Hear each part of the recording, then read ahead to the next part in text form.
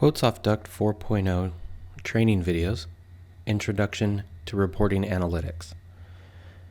After completing your takeoff, and when you return to the job file, click the Analytics workspace on the left-hand side of the screen. The Analytics workspace shows a lot of the same panes as the job file. Folder list, job list, zone list, but added are the reports and the Analytics pane. Analytics is a continuous audit trail for the selected zones in the zone list. So as you can see, all of the items that I took off in the takeoff screen on that plan file are listed here, 62 items. You can sort and reorder all of these items based on your choices. Just like the audit trail in the takeoff screen, you can click and drag and move columns. I would like fab labor on the other side of the install labor. Simply click and drag, and when you drop it, it will reorder the screen for you. You can also add and remove fields by using the field chooser. This button here in the top left corner is called the field chooser. When selected, it'll show you a list of available fields. I would like to add the gauge column so that we can see the gauge of the metal. I'm simply going to check the box. It'll put the gauge into the list in the last known location. I would like the gauge moved forward in front of fab labor. I'm going to click it and drag it over to this location. Now all of the items that have a stored gauge with it will show the gauge in this column. Let's also add the weight. So if we scroll down into our list, check the weight box. The weight was added. So we have the weight after the gauge. I'd like it before, click and drag and leave it there. I'm now going to close the field chooser as I'm very satisfied with this list. So you can see as I scroll to the right, all of the fields that are available. I'm going to save this layout and call this my list report. Hit the button at the top of the screen that says Create Layout and type in a name. And when you click OK, this layout has now been saved. For those of you running the software on a server, this layout is now available for all users. I'd like to actually get these items grouped now. So let's go ahead and scroll to the right, and we're going to take the system. Remember, we have supply and return available within this takeoff. I'd like to group these items by the system so I can see a breakout. I'm going to take the system column and drag it up, and you'll see a new bar appear at the top. This is the group by bar. When I let go, it will now group the items by the system. Let's scroll back to the left, and we can see the return and then the supply. I can minimize them, and it will keep them collapsed, or I can expand them, and it'll show me the items that only occur inside there. Now I would like to save this layout and call this Group by System. Click Create Layout,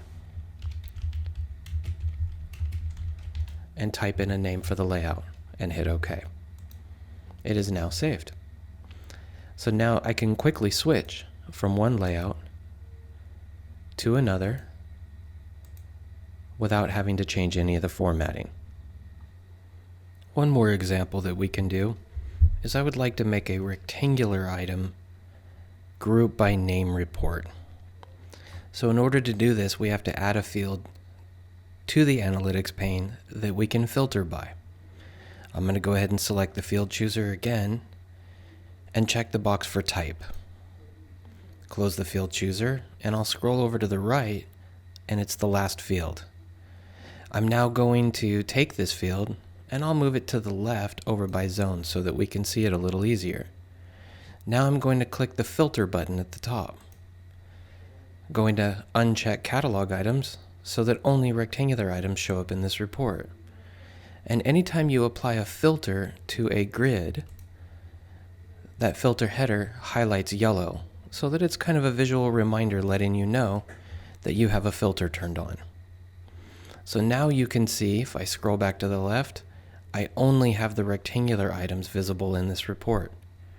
I'm then going to take the column name and drag it to the group by area and let go. Now we have the items filtered out so that only rectangular shows, and all of the items of the same name are grouped together.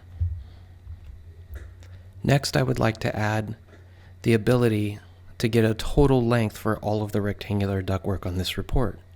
To do that, we need to add the length field. Click the field chooser again, scroll up, and find the length field, and check the box for it. Close the field chooser. So the length came in after quantity and weight. I want it closer to the dimensions. I'm going to drag it so that it gets reordered. And now what I would like to do is get a total for all of the ductwork lengths. I'm going to click on the sum formula at the top and hit the check mark, and this will apply a sum for the length column for each of these groupings. So to make it a little easier to read, I'm just going to minimize these guys so that we can see duct now has 85.5 feet.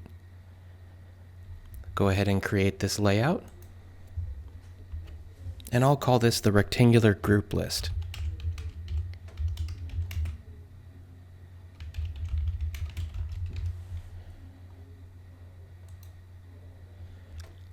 This layout has now been saved and can be used by anyone.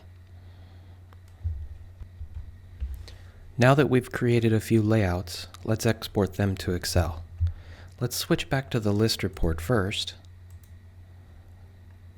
and hit the export button on the top left of the analytics pane.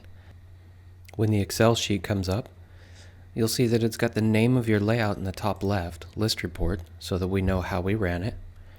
It'll tell you the folder number, the job name, the job number, and what zones were included. And you've got that exact list in exactly the order that you had set all of your columns. We've got the names, the dimensions, install labor, other labor, and material cost. All of this information is displayed exactly the same way you had it ordered on your analytics plane. If you hit the X in the upper right, you'll see that you'll get prompted to save, and when you do so, it saves it right inside of your Jobs Saved Reports folder. This will conclude the walkthrough of the Introductory to Analytics Reporting.